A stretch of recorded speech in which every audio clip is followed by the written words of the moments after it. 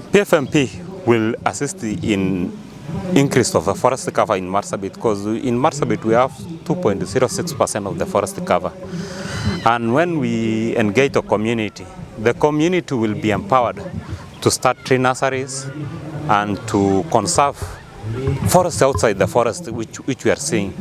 We'll encourage those CFA, every CFA maybe to plant a tree or some trees in his farm, so that we can reduce that pressure which we are moving towards the forest. But maybe that maybe planting of those trees in their farms will assist them to move out of the forest and get those resources which they were looking in the forest to come out and get in their farms. In towards the management, proper management of this forest, so that the community can be involved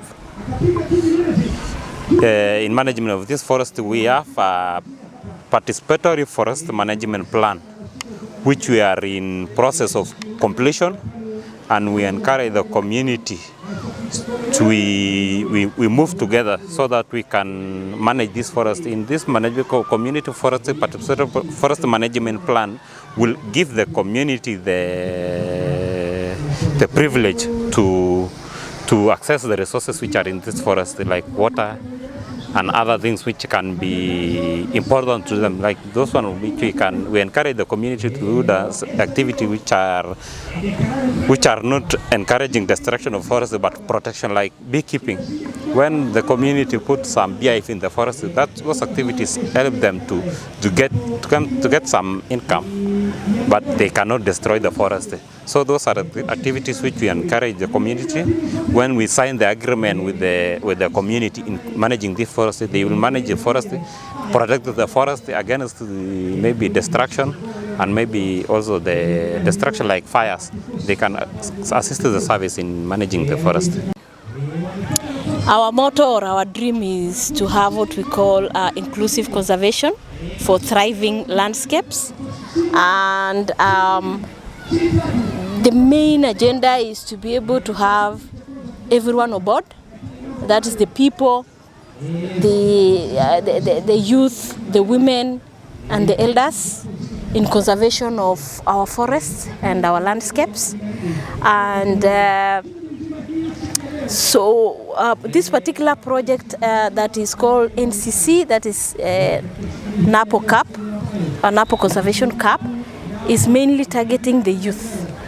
And in Marsabit, we have a lot of drugs around Marsabit, because we are bordering countries like Ethiopia and Somali.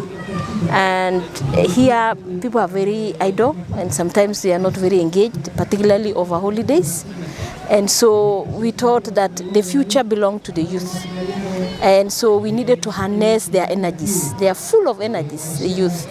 And so, and because we were trying to see what will attract the youth, we decided to then focus on football, because youth love football so much.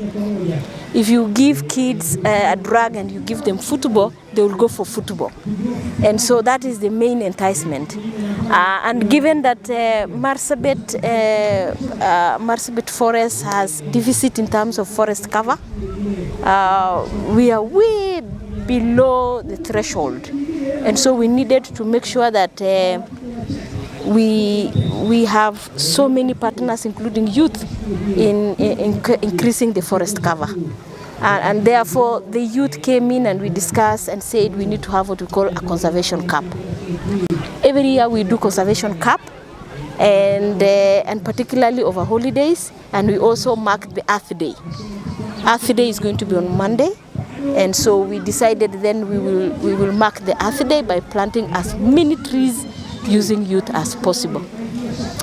Yeah, so for a team to join NAPO Conservation Club, they must be able to plant as many trees as possible. We give them targets.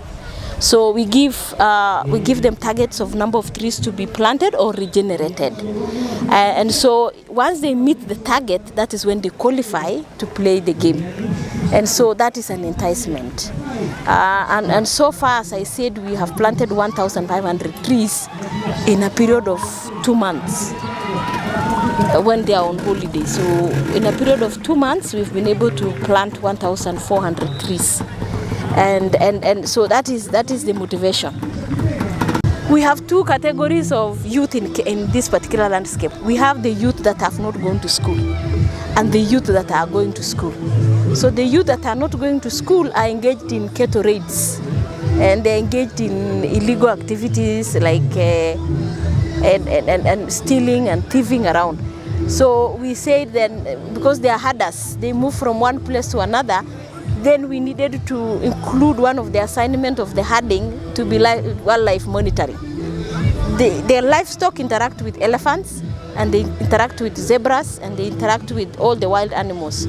So we are looking at both wildlife and we are looking at forest. So those herders, we use them to be able to collect information about elephant movement from the forest to the lowlands, and because they migrate seasonally, during the wet season they go to the lowland, during the dry season they come up to the mountain.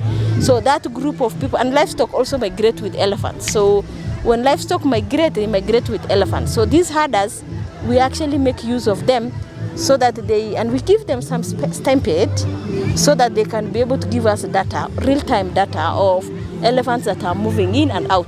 They also report on human-wildlife conflict. Elephants have a tendency of killing people and destroying crops and destroying property. So this group is also helping us collect the data of human-wildlife conflict so that we can work with KWS and see how we can address that. We also want to know the number of elephants we have within the ecosystem. Do we have 10, we have 20, we have 100? Nobody has that figure. Even if it is not confirmed. So that is one aspect. That is for those who've not been able to go to school. Those who've gone to school are the ones that we are using for initiatives. And today we are here to support NAPO through the NCC Cup, whereby they are mobilizing other youth within this region to take more efforts into restoration by being involved into the tournaments. So through this, we are able to incorporate more youth to take up action into restoration, just as NAPO is doing it. Okay. Why sports and conservation is because we've realized that most youth are more pulled towards sports activities, and how best can we involve them to take part restoration through sports. And so we are always organizing, through the efforts of the youth, they're organizing tournaments just like this one. We also had one at Ondiri Wetland, whereby the youth are taking up more action and driving more efforts together by competing in these games and also adopting sites to restore through these games. This using communities are the center of our approach. We mainstream communities, we ensure that communities are drivers and they are the stewards of our work. Today we are here because of Terra Fund for FR 100. Terra Fund for FR 100 is a country initiative that is looking to restore 5.1 million hectares by 2030. And the Terra Fund is funding the initiative, and through ITF we have been able to identify a youth-led organization to be able to undertake restoration within Marsabit County. The rationale why Marsabit County is because it's the only place which is hosting the Chalbi Desert, the hottest desert in Kenya. Marsabit County is also volatile in terms of the climate stress. Marsabit County also has the least forest cover at 2.6%. So coupled together, this make Marsabit County vulnerable, and it needs a bold organization and what I will say creative and innovative strategies to ensure that we raise or we spur the forest cover. Today is a wonderful day because we are launching this project using a youth tournament and a youth and a soccer cup. Youth are an elusive segment, so therefore we must look for smart way of identifying where are the youth. How do you mobilize the youth? So we are using the tournament to mobilize the youth, but as we do that, we are planting and inculcating the right ideas, raising the targets, addressing the vices, because youth can also be drivers of deforestation or land degradation. In the area where we are, being an ASAL area, the youth are susceptible to encroachment. The youth are also used, let me just say, negative activities that affect the mother nature in Marsabit County. So today we are telling them we need the right attitude. Through this tournament, we are also addressing the values, the cultural values that might also be not compatible with conservation and peace. So in other way, also enhancing peace and coexistence. We are also using this opportunity because it's at the rain season, the onset of the rain season.